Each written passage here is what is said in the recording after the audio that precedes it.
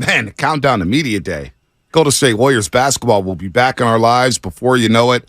October 2nd. I think we're going to do a live show there from Chase Center that morning. It'll be a Monday. I think it's the day after the Cardinals game, I want to say.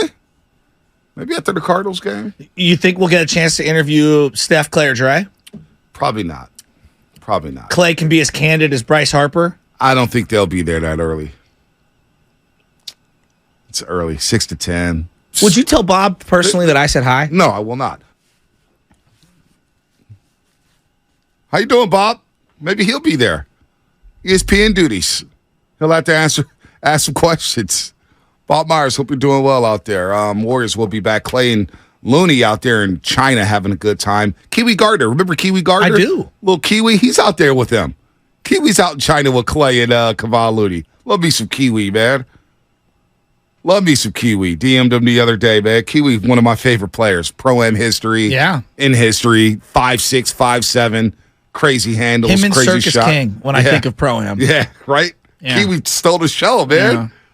Love Kiwi. We'll get to Nick and Berkeley in a second, but you have some sound that you sent to the thread yesterday that was pretty funny. When I got into this job, I just thought I was just talking. We're just talking. We're putting our sports opinions out into the ethos, and just the audience was normal people like you and me, just regular basic fans.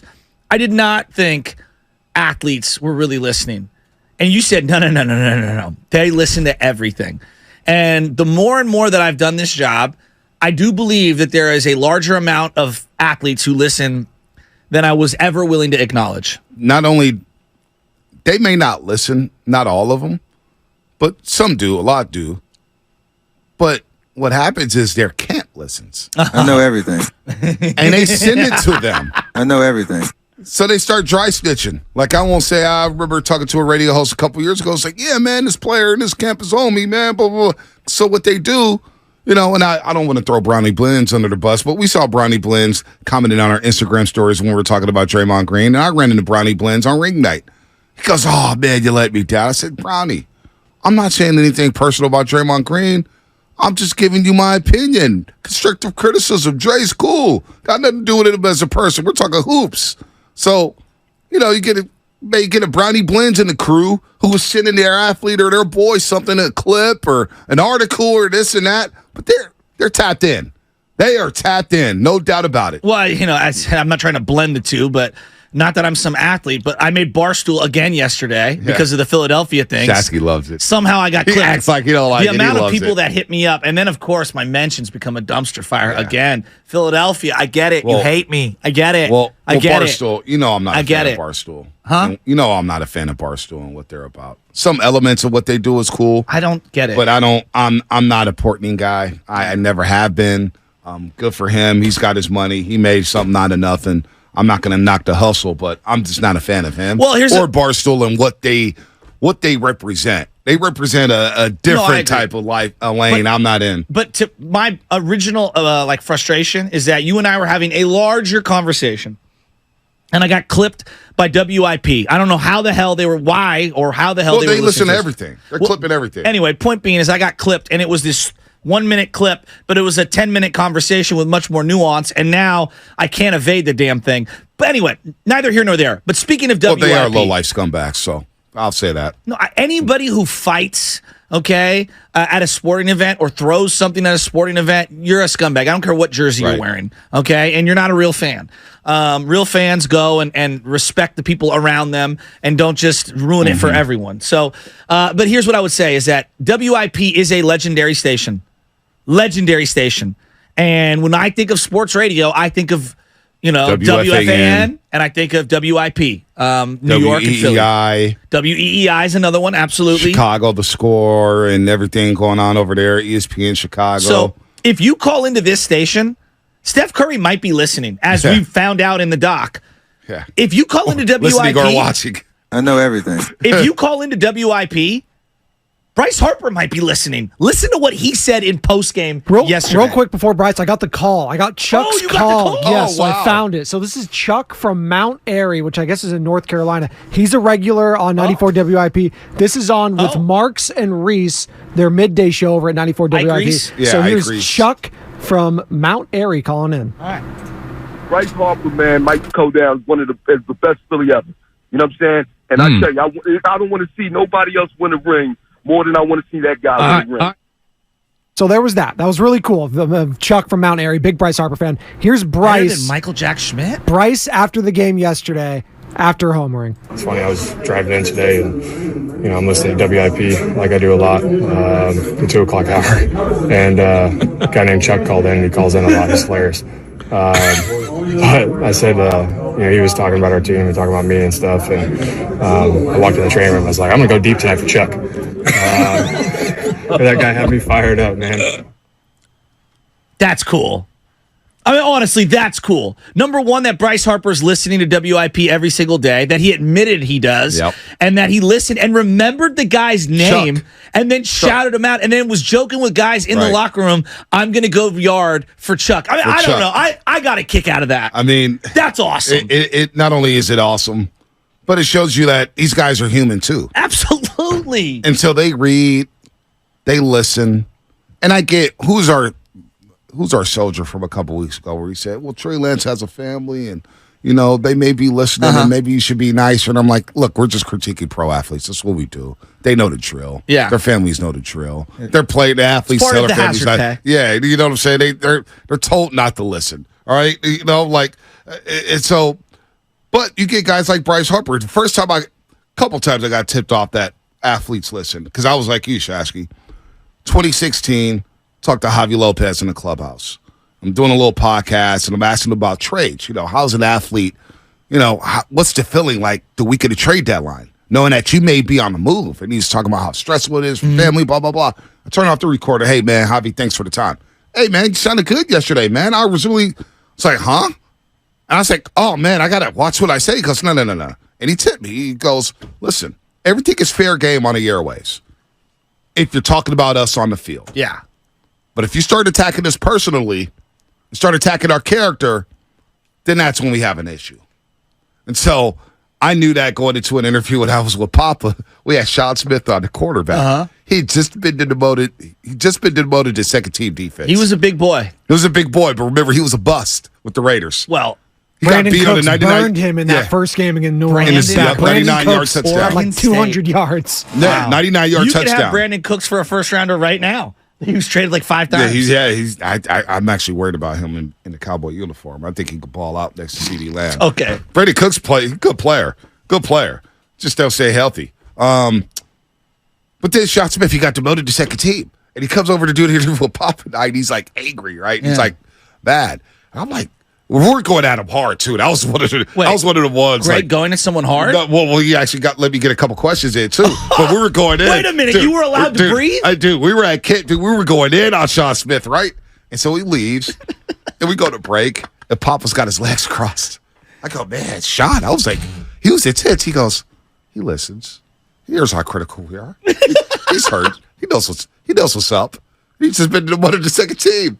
And Bob just goes, hey, I go, really? You think he listens? He goes, he looks at me. It's 2 things he said that never leave my mind. One, when Chris Forster was doing lines in the locker in his coach's office, Papa goes, dude, it's pro sports. Pro sports, dude. What do you expect? I do not expect my line coach to be snorting lines on the live IG video for the world to see. Because okay, keep going. And then he goes. It's pro sports, right? So dude's just doing lines in the car. I guess it's commonplace, right? I guess it's normal. Then Sean Smith, he goes, they all listen. They'll never be fooled. They all listen. And so from that moment, I was like, yeah, all these athletes listen. Sean Smith, by the way, about that life. About that life, yeah. too. Yeah, he was about that life. So Steph and Draymond and Clay, they all listen. When Clay dropped 50-plus, 54 last year, somebody was on TV, and he walked by the TV and said, yeah, you want to trade me? You want to trade me? Take that 50 burger. They all listen. So when Bryce Harper said that, I'm like, thank God he said that because they all listen. It validated everything. It validated everything. Yeah. I love Bryce. Chuck. I kind of love Bryce even more. But the other thing that I like is, like, you hear about this a lot. Like John Amichi's talked about this, the former basketball player for the Atlanta Magic. He didn't love sports on the same level as some of his other teammates. Right. The ones that truly love sports a lot of them also really like sports talk radio because they like hearing about other sports as well, and they get a kick out of the whole thing. Like they're all in, and so I don't know. I get a good kick out of it. I would like to have a fun little exercise today, and there's other things I know you want to get into. 888-957-9570. If you could speak something into existence, and you know that athlete is listening, who are you telling, and what are you telling them? Wow. Well,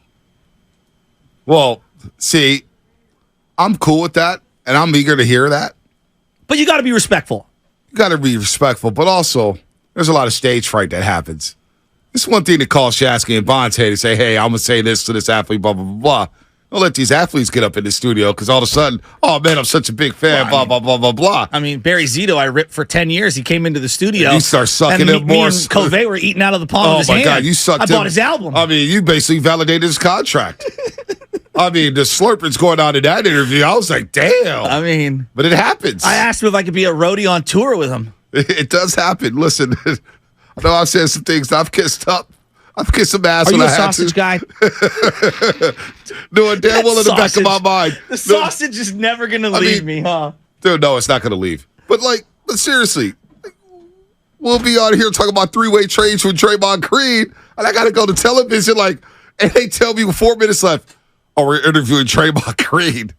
And while Mullen is looking around saying, what you going to ask him? What you going to ask him? I'm thinking in the back of my head. What's he going to say to you? Damn, how am I going to intro this one? Well, how about when Jordan Poole came out and was like, all the haters? Oh, yeah. What everybody thought he was coming at me. Yeah. Because the slander, because Festus goes, I noticed you're playing some defense. He goes, y'all notice that up there, huh? What'd you say? He goes, because there's a lot of slander coming from up there. And if you watch the video, Mully and I looked at each other immediately like, what the hell is he talking about? Because that day was funny. Because, all right, so that night, everybody on Twitter's coming at me, yeah, Bonte be talking reckless about Jordan Poole in the Bay Area, which is a lie. I had Jordan Poole's back. People thought I was caping. No, that was the guy Jordan who Poole. used to come in after us. Right.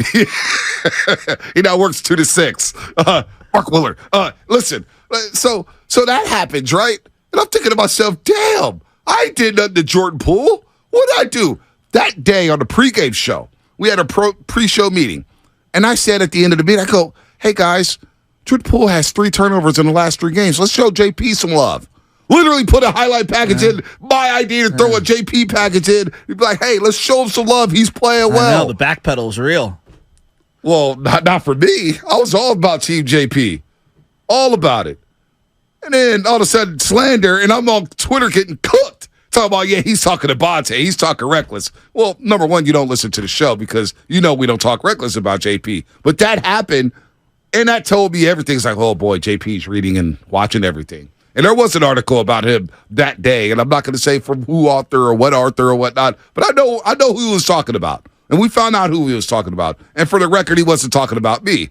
But that slander put me on the spot, and they had me looking like DJ Academics. Remember DJ Academics with Migos, where he's like, I didn't know where the hell to go. Yeah. Well, I don't know what to tell you, bud. So, but they all listen. They all listen. I mean, look, part of the job is criticism. So with Bryce Harper, that validated it for you? It was just awesome.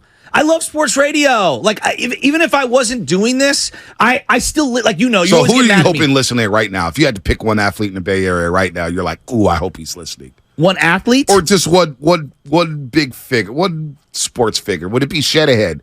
If Shanahan's driving down, would you want Shanahan to be listening right now? Would it be John Lynch? Would it be Farhan Zaidi? Because Farhan Zaidi, no. I believe Farhan Zaidi listens because he will not come on the show whatsoever. Sam Lubman sent like 20 requests to the Giants to get Farhan on.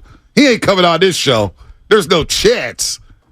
But he does listen. Well, found out he listens. Look, a part of me wants to have, a truthful, true serum conversation with Larry Bear, a heart-to-heart, a sit-down with him. But right now, if I was going to pick one athlete that, we could do this with, I'd go to Draymond. I'd go, hey, Dre. We got to play nice with CP3. We got to figure this thing out. Would you tell him that during the interview? In the interview with Draymond Green, would you actually say, hey, we got to play? No, I would never have the guts to say that to his face. Right, but I'm like, this is what I would say if I had the true serum and the guts to actually do it. You got to work on that jumper. I'm not saying you got to take 10 a night. But, dude, when you're wide open in the lane, rip it, bro. Hit that little floater and just play nice. Less is more. It's really up to you. We could have a great year this year and be right in position if everybody just gets along. Look the other way when Chris Paul starts doing his antic stuff. It's going to happen. There's going to be tension. You got to be the bigger man. That's it.